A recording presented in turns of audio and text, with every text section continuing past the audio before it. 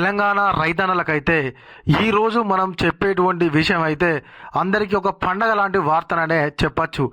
మరి మనం చేసినటువంటి వీడియోల పుణ్యమనో, లేకుంటే మీరు తిట్టిన తిట్ల వల్లనో, లేకపోతే మీరు మొక్కిన మొక్కుల వల్లనో కానీ ఇక మనకు రుణమాఫీ విషయంలోనైతే కొద్దిగా కదలిక వచ్చినట్టయితే అనిపించింది. ఈ వీడియో మీరు చివరి వరకు చూస్తే నేను ఎందుకు ఈ మాట మాట్లాడినో మీకు కూడా అర్థమవుతుంది. అదేవిధంగా ఈ యొక్క రుణమాఫీ అనేది మళ్ళీ మొదలు కానుందా అనే దానికైతే అవుననే సమాధానం చెప్పాలి. మరి మండలాల్లోనైతే ఈ యొక్క రుణమాఫీకి సంబంధించినటువంటి దరఖాస్తులను అయితే తీసుకుంటారట. మరి ఎక్కడ తీసుకుంటారు, ఎవలకు, మరి 2 లక్షల పైన ఉన్నోళ్ళక, 2 లక్షల కింద ఉన్నోళ్ళక, మరి అందరికి తీసుకుంటారా, ఎట్లా ఏంది అనేటువంటి అన్ని విషయాల గురించి అయితే మనం ఈ వీడియోలో మాట్లాడుకుందాము. వీడియోని అయితే లెంతీగా ఉన్నా కూడా తప్పకుండా మీరైతే స్కిప్ చేయకుండా చివరి వరకు చూడండి. మీకు అన్ని విషయాలు రుణమాఫీ గురించి అయితే ఈ వీడియోలో చెప్పేటువంటి ప్రయత్నం అయితే నేను చేస్తాను. ఓకేనా? అదేవిధంగా ఇంకా ఎవరైనా కొత్తగా మన ఛానల్ చూస్తున్నట్లయితే సబ్స్క్రైబ్ చేసుకోకపోతే వెంటనే సబ్స్క్రైబ్ చేసుకొని పక్కన ఉన్నటువంటి గంట సింబల్ నొక్కడం ద్వారా అయితే మీకు నేను చేసేటువంటి వీడియోస్ అయితే మీకు నోటిఫికేషన్ రూపంలో రావడం జరుగుతుంది. కాబట్టి మీరు త్వరగానైతే మన వీడియోస్ చూడొచ్చు. ఇప్పుడైతే మనము టాపిక్లోకి వెళ్ళిపోదాం. రాష్ట్ర ప్రభుత్వం అయితే ఇప్పటి వరకు మనకు 3 విడతల్లోనైతే రైతు రుణమాఫీ చేసింది.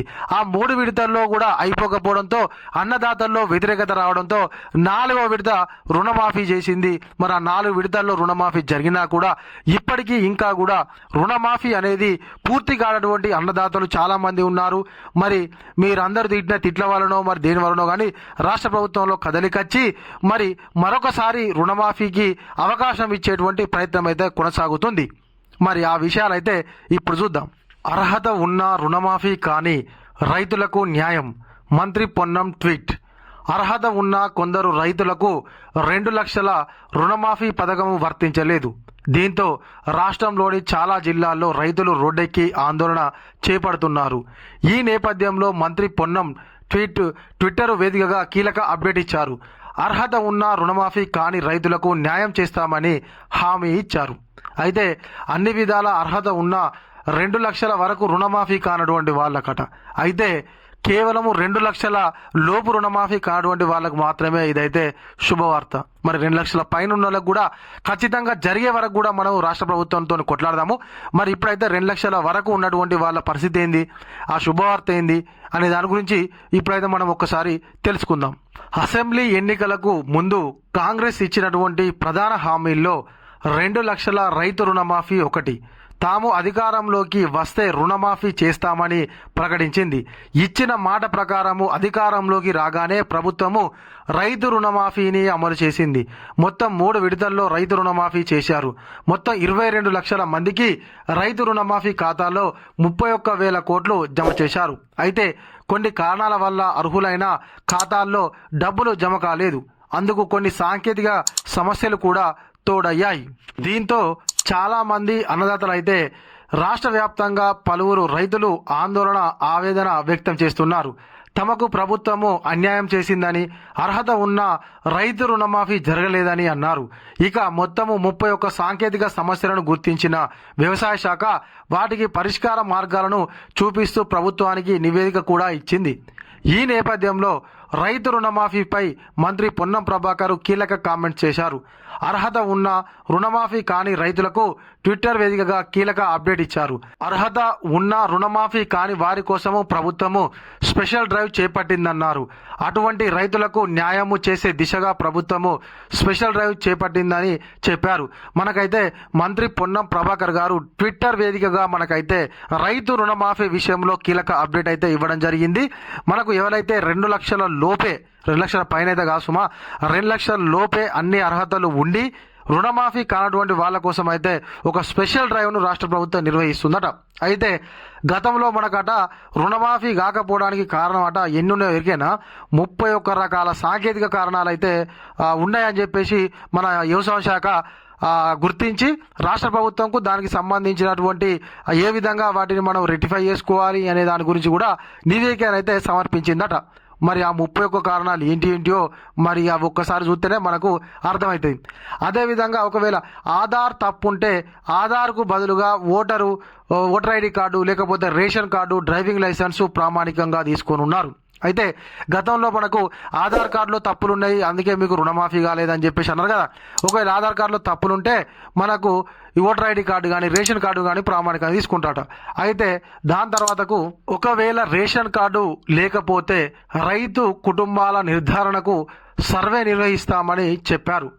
అయితే ఇంకొకటి కూడా మనకు రేషన్ కార్డు అనేటువంటిది మనకు రుణమాఫీ విషయంలో ప్రామాణికం చేసింది ప్రభుత్వం. వాస్తవానికి అసలు రేషన్ కార్డు అవసరమే లేదు.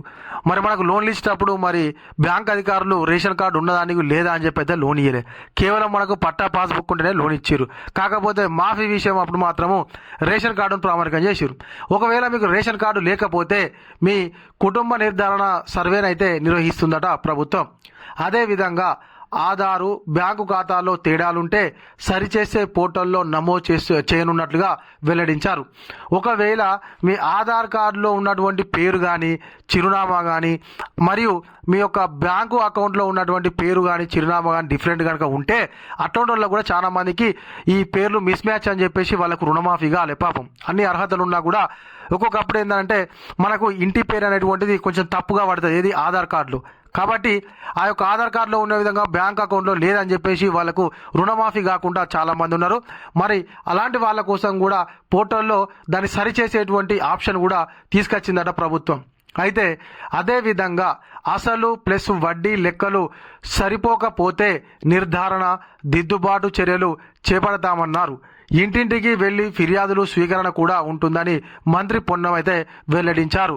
మళ్ళీ ఒకసారి మనకు వ్యవసాయ శాఖ అధికారులు అయితే ఇంటింటికి తిరిగి మరి దానికి సంబంధించినటువంటి పూర్తి వివరాలను కూడా వాళ్ళైతే సేకరించేటువంటి ప్రక్రియ కూడా ఉంటుందని చెప్పేసి మనకైతే మంత్రి పొన్నం ప్రభాకర్ గారు ట్విట్టర్ వేదికగానైతే మనకు ఈ యొక్క అప్డేట్ అయితే ఇవ్వడం జరిగింది. ఇంకా రైతు రుణమాఫీ కానీ రైతుల నుంచి ఫిర్యాదు స్వీకరించడానికి ప్రతి మండల కేంద్రంలో నోడల్ ఆఫీసర్లను నియమించినట్లు వ్యవసాయ శాఖ ముఖ్య కార్యదర్శి రఘునందన్ రావు అయితే వెల్లడించారు.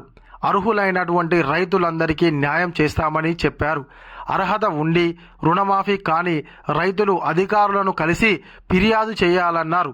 త్వరలోనే వారి ఖాతాల్లో డబ్బులు జమ చేస్తామన్నారు. 2 లక్షల పైన ఉన్న రైతులకు రుణమాఫీ ఇచ్చే అంశంపై త్వరలోనే విధి విధానాలు ఖరారు చేయనున్నట్లు చెప్పారు. అగో ఈ కొసది ఉన్న చూసిర్రా, అగో అది కూడా మనకైతే ఇంపార్టెంటే. ఏంటిది? 2 లక్షల పైన ఉన్నటువంటి వాళ్లకు సంబంధించినటువంటి విధి విధానాలను త్వరలోనే ప్రకటిస్తామన్నారు కదా, అగో అది కూడా చాలా ఇంపార్టెంటే.